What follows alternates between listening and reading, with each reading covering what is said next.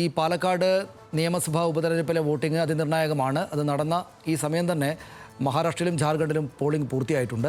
അവിടെ മഹാരാഷ്ട്രയിലാണെങ്കിൽ രാജ്യത്തെ ഏറ്റവും പ്രധാനപ്പെട്ട ഏറ്റവും വലിയ രണ്ടാമത്തെ സംസ്ഥാനം. അവിടെ രണ്ട് ദേശീയ പാർട്ടികളുടെ നേതൃത്വത്തിൽ ത്രികക്ഷി സഖ്യങ്ങൾ മുഖാമുഖം നിന്ന് പോരാടുന്ന അതിസങ്കീർണവും അതിശക്തവുമായിട്ടുള്ള തെരഞ്ഞെടുപ്പ് പോരാട്ടം നടന്നയിടം. അവിടെ എനിക്ക് തോന്നുന്നു മഹാരാഷ്ട്രയിൽ ഇതുവരെ വന്നിരിക്കുന്ന വിവരങ്ങളെ എക്സിറ്റ് പോൾ ഫലങ്ങൾ വരുന്നത് ഇഞ്ചോടിഞ്ച് പോരാട്ടം എന്നാണ്.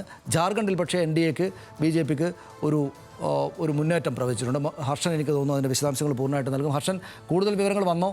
എന്താന്നല്ല?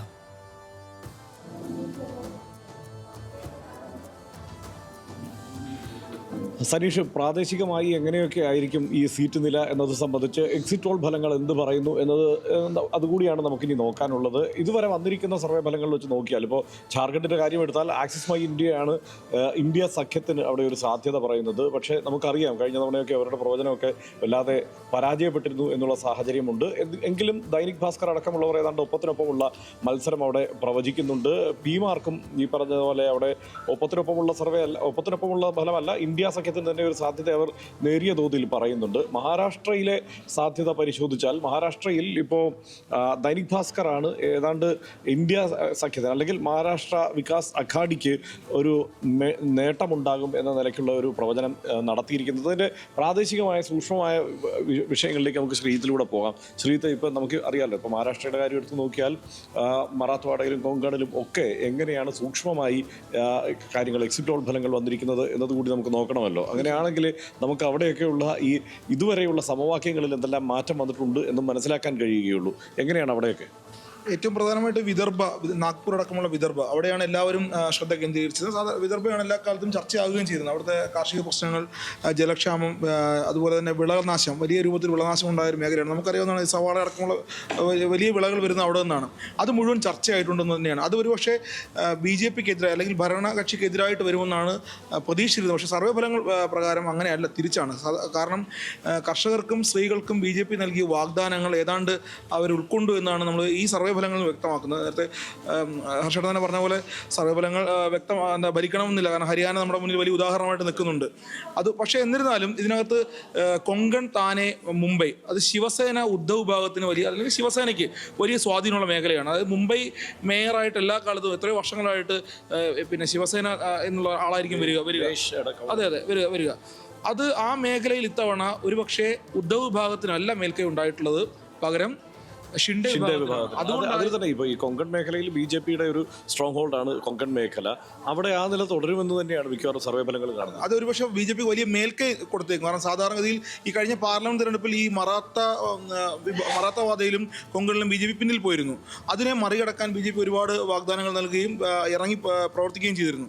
അതൊരു വലിയ രൂപത്തിൽ BJPക്ക് ഗുണം ചെയ്തിട്ടുണ്ടാകും. മറാത്തവാദയിൽ കഴിഞ്ഞ തവണ ഏതാണ്ട് 36 സീറ്റിൽ, അതിൻ്റെ പാർലമെന്റ് ശരാശരി എടുത്താൽ ഏതാണ്ട് 35 സീറ്റിലും BJP പരാജയപ്പെട്ടു. ആ 36 സീറ്റിലും ഇത്തവണ സർവേ ഫലങ്ങൾ പ്രകാരമാണെങ്കിൽ ഏതാണ്ട് ഒരു 30 സീറ്റിലും BJP തിരിച്ചു വരും, അല്ലെങ്കിൽ MLA മാർ ഉണ്ടാകുമായിരുന്നു.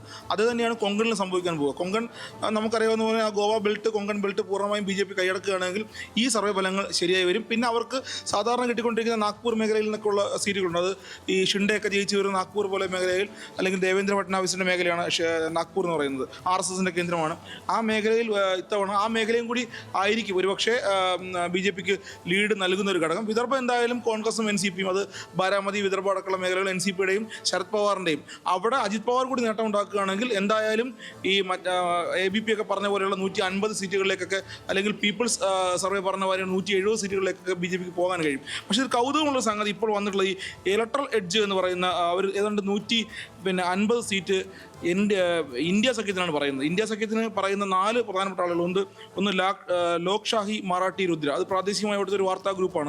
അവർ ഇന്ത്യ സഖ്യത്തിനും BJPക്കും, അതായത് മഹായുതി സഖ്യത്തിനും ഏതാണ്ട് ഒരേ സീറ്റുകളാണ് പറയുന്നത്. അത് ഒരു കൗതുകമുള്ള സംഗതിയാണ്. കാരണം അവർ പ്രാദേശികമായി വലിയ സ്വാധീനമുള്ള അല്ലെങ്കിൽ അറിയാവുന്ന ആളുകളാണ്. പക്ഷേ അതിൽ വേറൊരു കാര്യം, പല സർവേ ഫലങ്ങളിലും ഇപ്പോൾ 25 സീറ്റുകൾ വരെ മറ്റുള്ളവർക്ക്, അതായത് MNSന് അടക്കം പ്രവചിക്കുന്ന സാഹചര്യമുണ്ട്. അങ്ങനെയാണെങ്കിൽ ഈ തൂക്ക് മന്ത്രിസഭയൊക്കെ വന്നാൽ അവർ ശക്തമായ നിലയിൽ അവരും അവരുടെ സാന്നിധ്യം അറിയിക്കും. കഴിഞ്ഞൊരു 10 വർഷമായിട്ട് ഈ എക്സിറ്റ് പോൾ ഫലങ്ങൾ വരുന്നത് അതിനകത്തൊരു ഒരു പ്ലേ ഉണ്ടെന്ന് പറയാറുണ്ട്. അതായത് ആരാണോ അധികാരത്തിലെത്തുന്നത് അവർക്കൊപ്പം ഈ MLA മാരെ ചാക്കിട്ട് പിടിക്കുന്ന ഒരു പുതിയ പ്രവണതയല്ലല്ലോ. ഇപ്പോൾ കഴിഞ്ഞൊരു 10-20 വർഷമായിട്ട് ഇന്ത്യയിൽ വിവിധ സംസ്ഥാനങ്ങൾ നമ്മൾ കണ്ടിരുന്നതാണ്.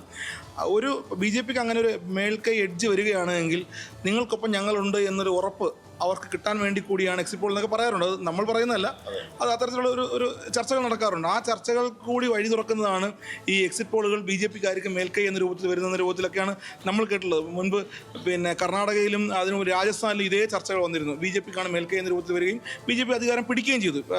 ജനവോട്ട് അല്ലെങ്കിൽ ജനപക്ഷം തൂക്കസഭ പോലെ വന്നപ്പോൾ MLA മാരെ ചാക്കിടാൻ വളരെ എളുപ്പമായിരുന്നു. കാരണം BJP അധികാരത്തിലെന്ന് പറയുമ്പോൾ ഞാനിപ്പോൾ തന്നെ ഉറപ്പ് നൽകുകയാണ് ഞങ്ങൾ നിങ്ങൾക്കൊപ്പം, അല്ലെങ്കിൽ ഒരു അപ്പുറത്താണ്, അതായത് പിന്നെ കോൺഗ്രസ് അധികാരത്തിൽ വരുന്നത് പറയുകയാണെങ്കിൽ ഞങ്ങൾ നിങ്ങൾക്കൊപ്പം.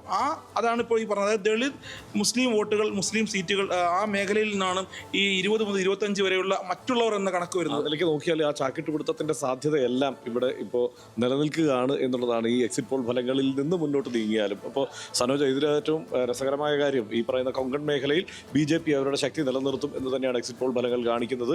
മറ്റൊന്ന് ഈ പറയുന്ന ദേശമടക്കമുള്ള പ്രദേശങ്ങളിൽ, ഇപ്പോൾ സെൻട്രൽ മഹാരാഷ്ട്രയിൽ, ഒപ്പം മുംബൈ അടക്കമുള്ള പ്രദേശങ്ങളിലൊക്കെ ഷിൻഡെ വിഭാഗത്തിന് ഒരുപക്ഷെ നേട്ടമുണ്ടായേക്കാം എന്നുള്ള വിലയിരുത്തലും വരുന്നു. എന്നാൽ മൊത്തം സർവേ ഫലങ്ങളും പുറത്തു വരുമ്പോൾ ചില സർവേ ഫലങ്ങൾ ഇന്ത്യ സഖ്യത്തിന് അനുകൂലമായി, അല്ലെങ്കിൽ മഹാരാഷ്ട്ര വികാസ് അഘാഡിക്ക് അനുകൂലമായുള്ള ഒരു സാധ്യത നിലനിൽക്കുന്നു എന്നും പറയുന്നുണ്ട്. അതായത് കഴിഞ്ഞ ഇപ്പോൾ നമ്മൾ പറഞ്ഞ ലോക്സഭാ തെരഞ്ഞെടുപ്പിൻ്റെ ഫലം പരിശോധിക്കുന്ന സമയത്ത് ഏതാണ്ട് തുല്യമായ രീതിയിലേക്ക് അവിടുത്തെ നിയമസഭാ മണ്ഡലങ്ങളിലെ വോട്ട് ശതമാനത്തിൻ്റെ ഒരു ബലാബലം നിലനിന്നിരുന്നു. അതാണ് ഞാൻ നേരത്തെ പറഞ്ഞത്. അതിൽ നിന്ന് കുറച്ചുകൂടെ എൻഹാൻസ് ചെയ്യുന്ന രീതിയിലേക്ക് അവരുടെ വോട്ടിൻ്റെ പൊട്ടൻഷ്യലിനെ വർദ്ധിപ്പിക്കാൻ ഷിൻഡേക്കും ഒപ്പം തന്നെ BJPക്കും സാധിച്ചിട്ടുണ്ട്. ഒപ്പം തന്നെ നേരത്തെ ഇപ്പോൾ ശ്രീത്ത് പറഞ്ഞ പോലെ ഇപ്പോൾ വിദർഭയിലെ ശരിക്കും പറഞ്ഞാൽ അഗ്രേറിയൻ ഡിസ്ട്രസ് ഉള്ള സംസ്ഥാനമാണത്, അല്ലേ? വലിയ രീതിയിലുള്ള തൊഴിൽ, അതായത് കൃഷി പ്രതിസന്ധിയുണ്ട്, ആത്മഹത്യകളുണ്ട്, അതുപോലെ കൃഷിയുടെ താങ്ങുവിലയുമായി ബന്ധപ്പെട്ട ഉൽപ്പാദിപ്പിക്കുന്ന മേഖലയാണ് വിദർഭ.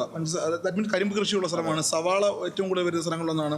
ആ ഒരു ഉള്ളിൽ വലിയ പ്രതിസന്ധിയും നിലനിൽക്കുന്നുണ്ട്. ഇതെല്ലാം സാധാരണഗതിയിൽ നേരത്തെ ശ്രീത്ത് പറഞ്ഞ പോലെ നിലവിൽ ഭരിക്കുന്ന ഭരണവിരുദ്ധ വികാരം ഉണ്ടാകും, ഒരു ആന്റി ഇൻകംബൻസി ഫാക്ടർ സംഭവിക്കുമെന്നാണ് നമ്മൾ വിചാരിക്കുന്നത്. പക്ഷെ അങ്ങനെ അല്ല എന്നുള്ള രീതിയിലേക്ക് കൂടുതലൊരു ട്രസ്റ്റ്, ഒരു ക്രെഡിബിലിറ്റി സൃഷ്ടിക്കാൻ ഒരു പക്ഷേ മഹായുതിക്ക് കഴിഞ്ഞു എന്ന് വേണം ഇപ്പോഴത്തെ എക്സിറ്റ് പോൾ ഫലങ്ങളുടെ വേറൊരു കാര്യം കൂടിയുണ്ട്. ഈ മറാത്താവാദം മറ്റൊരു തരത്തിൽ ആരാണ് യഥാർത്ഥ മറാത്താവാദികൾ എന്നുള്ളത് സംബന്ധിച്ചുള്ള വലിയ ചർച്ച ഈ സമയത്ത് സമാന്തരമായി നടക്കുന്നുണ്ടായിരുന്നു.